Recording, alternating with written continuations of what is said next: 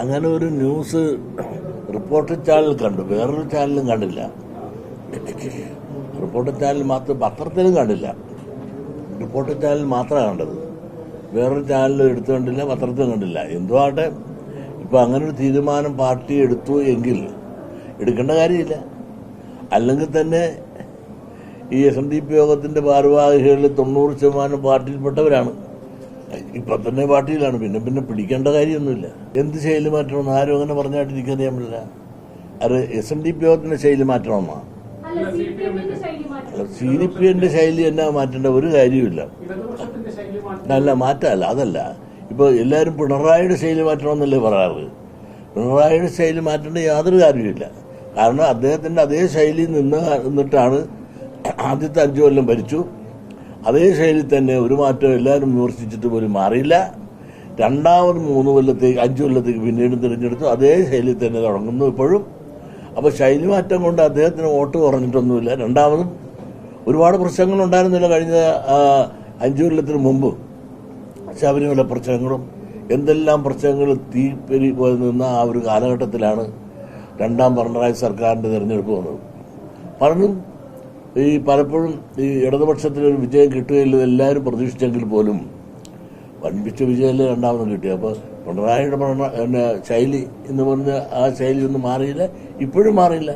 ഇനിയും ഇപ്പോഴും എന്നെ സംബന്ധിച്ചിടത്തോളം പറയുമ്പോൾ ഇനിയിപ്പം 3ാം ഊഴവും പിണറായി സർക്കാർ തുടരും എന്ന കാര്യത്തിൽ എനിക്ക് സംശയമില്ല. കാരണം മറ്റൊന്നുമല്ല, ഈ ശൈലി മാറ്റം അദ്ദേഹത്തിന് ഓരോരുത്തർക്കും ഓരോ ശൈലിയാണ്. നയനാർക്കൊരു ശൈലിയായിരുന്നു, കരുണാകരൻ അദ്ദേഹത്തിന് വേറെ ശൈലിയായിരുന്നു, നയനാർക്കൊരു ശൈലിയായിരുന്നു, നമ്മുടെ VS ഒരു ശൈലിയായിരുന്നു.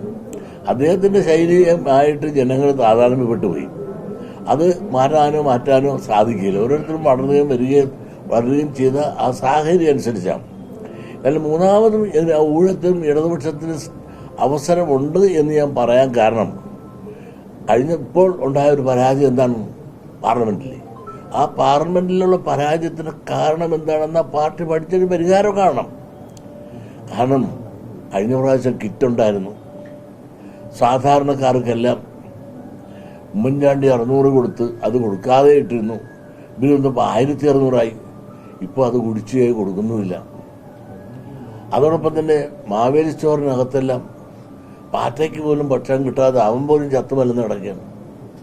അപ്പോൾ പിന്നെ നിത്യോപയോഗ സാധനങ്ങൾക്ക് വില കുറച്ച് കൊടുത്തുകൊണ്ടിരുന്ന ആ സാധനം സാധാരണക്കാർക്ക് എന്നും ആശയം ആവേശമായിരുന്ന അവിടെ എങ്ങും നീതി സ്റ്റോറിലൊന്നും നിത്യോപയോഗ സാധനങ്ങൾക്ക് കുറഞ്ഞ വിലയ്ക്ക് കൊടുക്കാൻ സാധിക്കാതെ പോയതും ഒരു പരാജയം. ഈ പരാജയങ്ങൾ പലരിൽ ഒന്നാണ്. അതുപോലെ ന്യൂനപക്ഷങ്ങളോട് പ്രീണനം, അടിസ്ഥാന വർഗങ്ങൾക്ക് വേണ്ടത്ര പരിരക്ഷയും കൊടുത്തില്ല. എന്നാൽ ആ ന്യൂനപക്ഷങ്ങൾ കാര്യത്തോട് അടുത്തപ്പോൾ വോട്ട് വന്നപ്പോൾ വോട്ട് ചെയ്തുമില്ല. ഇപ്പോൾ മലബാർ പ്രദേശത്തെ തീരെ വോട്ട് കിട്ടിയില്ല. കാന്തപുരം ഉൾപ്പെടെയുള്ള മുസ്ലിം സമുദായത്തിൻ്റെ കൂടെ നിർത്താമെന്ന് ശ്രമിച്ചെങ്കിലും ആ കാന്തപുരത്തിൻ്റെ പോലും വോട്ട് കിട്ടിയില്ല എന്ന് ഞാനല്ല പറയുന്നത്. മുസ്ലിമിൻ്റെ വലിയ വക്താവായിട്ട് നടന്ന ഡോക്ടർ ഗഫൂർ തന്നെ, അബ്ദുൾ ഗഫൂർ തന്നെ പറയുന്നു കാന്തപുരത്തിൻ്റെ ഒറ്റ വോട്ടും കിട്ടിയില്ല. അപ്പോൾ മുസ്ലിം ലീഗ് തന്നെ പറയുന്നു ഇനി പഴയതുപോലെ കാന്തപുരത്തിലെ നമ്മൾ മൈൻഡ് ചെയ്യേണ്ട കാര്യമില്ല എന്ന് മുസ്ലിം ലീഗും പറയുന്നു. അപ്പോൾ എന്തുവാകട്ടെ, ഈ മലബാർ പ്രദേശത്ത് തീരെ വോട്ട് പോയി. എങ്ങനെ പോയി?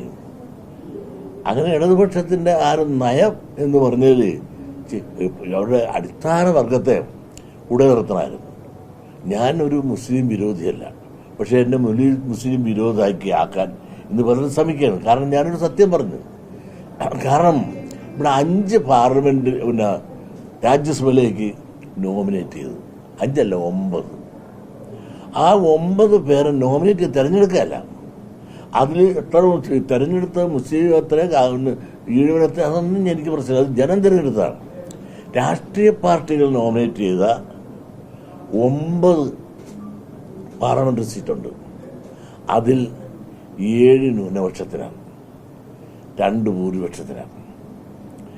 ഈ 7 ന്യൂനപക്ഷത്തിനും 2 ഭൂരിപക്ഷത്തിനും കൊടുത്തപ്പോൾ പോലും ഒറ്റ പിന്നോക്കക്കാരനും പട്ടികജാതിക്കാരനും MP സ്ഥാനത്തേക്ക് നോമിനേറ്റ് ചെയ്യാൻ ഇവിടുത്തെ ഇടത് വലത് രാഷ്ട്രീയക്കാർ തയ്യാറായില്ല. അതുമാത്രമല്ല, ഈ 7-ൽ 5 മുസ്ലിങ്ങളാണ്, 2 ക്രിസ്ത്യാനികളാണ്, 2 ഭൂരിപക്ഷ സമുദായമാണ്. അപ്പം ഇവരെല്ലാം നോമിനേറ്റ് ചെയ്തപ്പോൾ ആരാണ്? മുസ്ലിമിനെ കൂടുതൽ കൊടുത്തു, ക്രിസ്ത്യാനിക്ക് 2 കൊടുത്തു, മുന്നോക്ക സമുദായർക്ക് 2 കൊടുത്തു. അടിസ്ഥാനവർക്ക് ഇടതുപക്ഷത്തെ എന്നും വളർത്തും താലോലിക്കും അവർ ചോര കൊടുത്ത് വളർത്തിയ ഇടതുപക്ഷ പ്രസ്ഥാനം ഒറ്റാളും ചെയ്തില്ല. നിങ്ങൾക്കറിയാം, CPI പോലും നോമിനേറ്റ് ചെയ്തത് ആരാണ്? അവിടെ മുസ്ലിം സമുദായത്തെയാണ് നോമിനേറ്റ് ചെയ്തത്. അതുപോലെ CPM എന്നും അവരുടെ പെട്ട ഒരാളെ മാത്രമേ നിലനിർത്തി ഒരു പാർലമെന്റ് ഉള്ളൂ എങ്കിൽ അവരും മാണി സാറിൻ്റെ മകന് പാർട്ടി നഷ്ടപ്പെട്ടു പോയ ഒരു MP സ്ഥാനം നിലനിർത്താൻ സാക്രിഫൈസ് ചെയ്തു. CPM സാക്രിഫൈസ് അവർക്ക് ലഭിക്കേണ്ട ഒരു സീറ്റ് കേരള കോൺഗ്രസ് കൊടുത്തു. ഇത് ശരിയല്ലല്ലോ.